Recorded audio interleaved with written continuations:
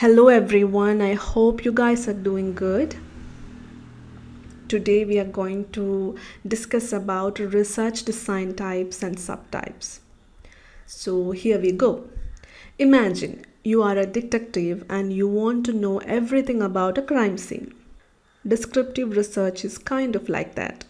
You're not trying to figure out who did it or why. You just want to know what's there, when it happened, where it took place, and how everything is laid out. In this type of research, you are not messing with anything. You are not changing stuff around to see what happens. Your job is to observe and record things as they are. It's like putting together a puzzle. You gather all the pieces, analyze them to see how they fit, and then present the complete picture to others. This way, everyone gets what the situation is about. Sometimes you might not even know what you are looking for exactly. That's when you do some explanatory research.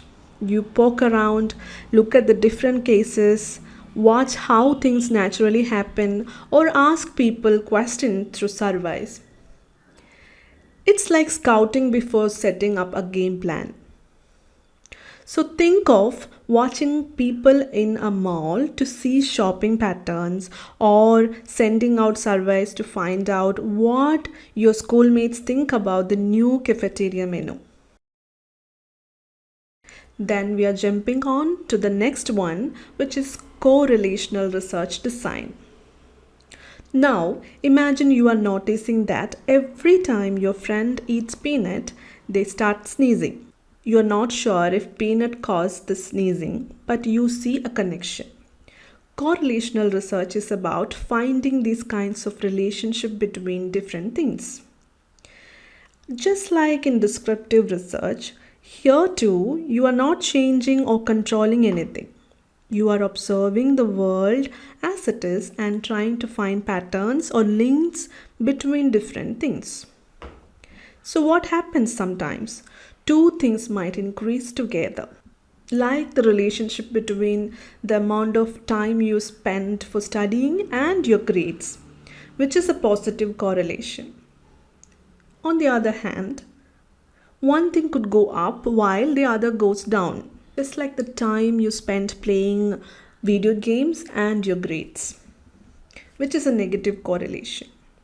For example, researchers might look at whatever people who exercise regularly are less stressed. They are not making anyone exercise, they are just checking to see if there is a link between exercise and stress levels. Remember, you are like an observer at the soccer game. You are watching the play, understanding the strategies, but not actually kicking the ball. It's all about noticing and understanding patterns, behaviors, and situations without trying to change them. I hope you guys understand. So, here comes the explanatory research design. Imagine you are super curious about certain things happen, especially when there is not a lot of information out there. That's where explanatory research design comes in. It's like being a detective where you start with a hunch or a theory about a topic and dig deeper to get a clearer picture. This type of research is all about exploring and getting a better grip on your subject. You are asking questions like, what's going on here? How does this work? And why did this happen? It's super helpful for understanding complex stuff in a simple way. For example, let's say you are at an animal shelter and you notice more and more pets being abandoned in the city. You might wonder why that's happening. Sure, a growing population could be a factor, but that's not the whole story. So you start exploring all the possible reasons to get the bottom of it. That's how explanatory research design works. So the next one is slightly different from that. It comes with experiments, experimental research designs. Let's talk about experimental research design. This is where you roll up your sleeves and start changing things to see what happens. It's like a science. You tweak one thing and what it does to something else.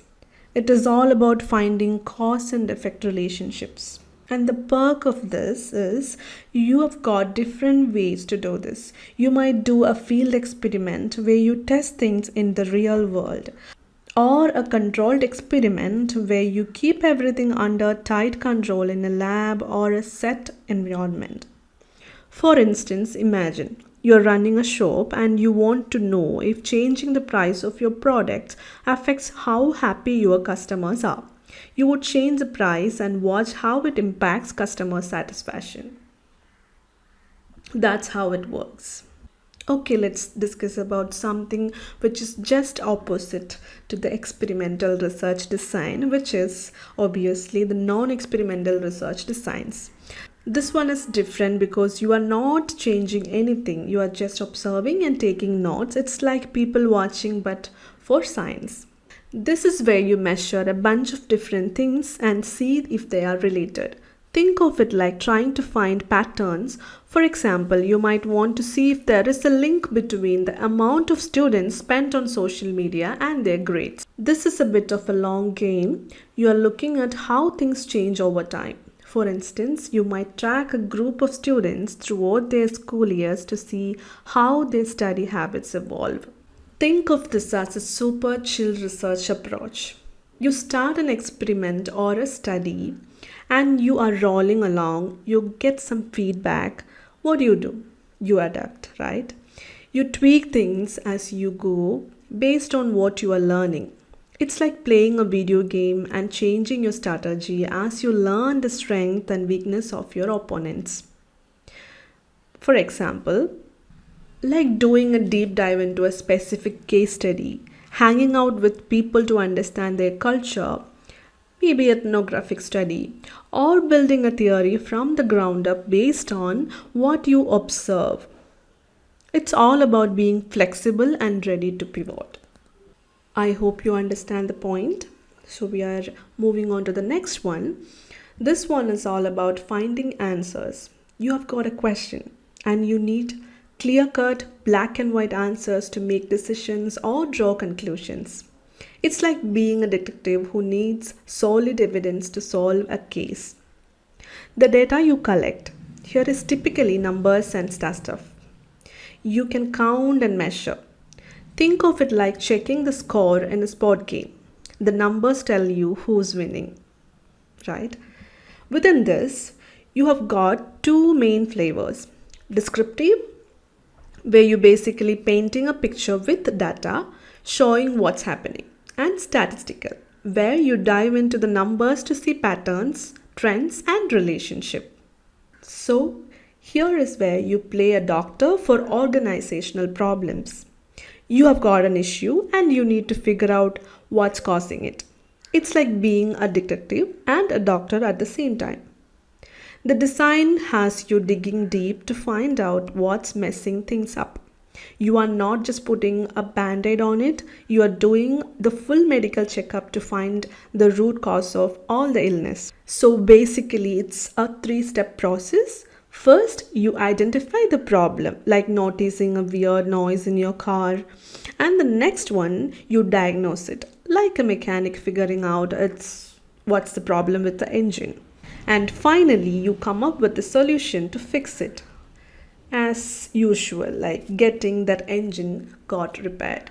This is how it works.